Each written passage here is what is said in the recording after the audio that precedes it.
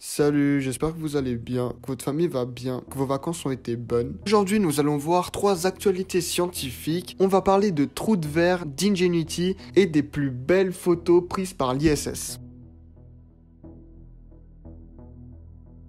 Les trous noirs, ces corps massifs dans l'espace, regorgent encore plein de mystères. Rien, pas même la lumière, ne peut s'en échapper.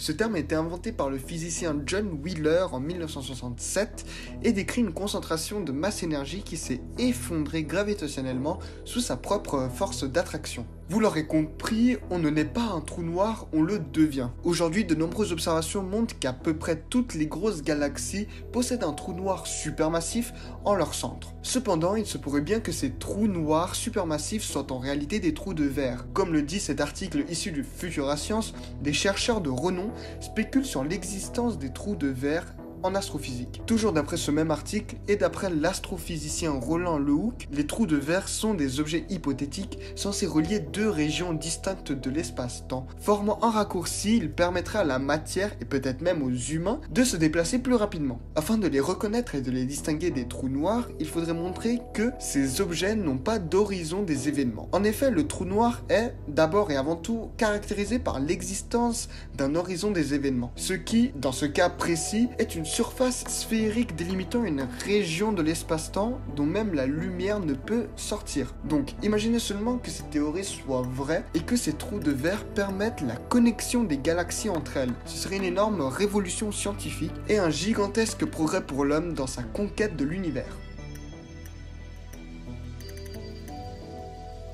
Quittons l'espace maintenant pour poser pied sur la terre ferme de Mars. L'un des événements qui a fait beaucoup de bruit en ce début d'année 2021, c'est l'atterrissage de Persévérance sur le sol martien pour y étudier la surface et collecter des échantillons du sol. Ingenuity est un petit hélicoptère d'un peu moins de 2 kg développé par la NASA qui a été emporté avec Persévérance et qui a pour but de voler sur la planète Mars. C'est la première fois dans l'histoire de la conquête de l'univers qu'on fait voler un objet sur une autre planète. Le vol qui devait avoir lieu le 11 avril a été reporté au 14 et n'a duré que 30 secondes. Ce vol doit notamment démontrer la faisabilité d'exploiter et d'utiliser un hélicoptère autonome sur Mars. Si sur Terre le vol aérien est évidemment maîtrisé, sur Mars, la NASA est sur un terrain inconnu, comme le précise le professeur d'aérodynamique Jean-Marc Mochetta. Le plus dur était de décoller et de s'élever dans les airs martiens en raison de la très faible masse volumique de l'atmosphère. Donc pour décoller, Ingenuity devait éjecter une quantité de mouvement suffisamment élevée vers le sol pour compenser la force de la gravité qui va l'attirer vers le bas. La vitesse de rotation de ces pales est de 2400 à 2900 tours par minute, soit 10 fois celle des pales d'un hélicoptère sur Terre. Bref, cette expérience de 30 secondes nous a permis de mieux connaître l'atmosphère martienne et d'améliorer les modèles utilisés pour la conception de ce type de véhicule aérien adapté aux conditions atmosphériques propres à Mars. Aujourd'hui, nous en sommes au 3e vol et Ingenuity bat tous les records martiens.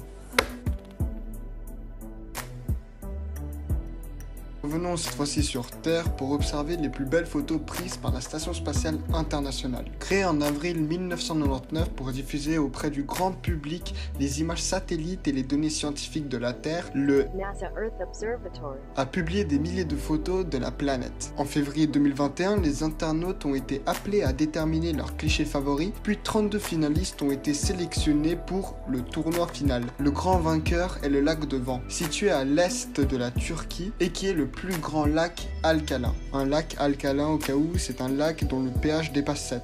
Et pour le coup, le lac de Van voit son pH atteindre la barre des 10. Les tourbillons bleus se forment au printemps et en automne lorsque le phytoplancton et les algues poussent et produisent beaucoup de carbone. Cependant, ce n'est bien sûr pas le seul chef-d'œuvre observable depuis l'ISS. Nous pouvons y admirer la Voie lactée, les étoiles en mouvement et bien d'autres petites pépites. Je vous remercie d'avoir regardé cette petite vidéo. On se retrouve éventuellement une prochaine fois pour de nouvelles actus. Portez-vous bien. Faire vous cliquer le petit pouce bleu. Et si vous voulez mettre un commentaire, il est bienvenu. N'oubliez pas qu'en vous abonnant, vous me donnez des moyens de puissance qui font bien enrager mes adversaires.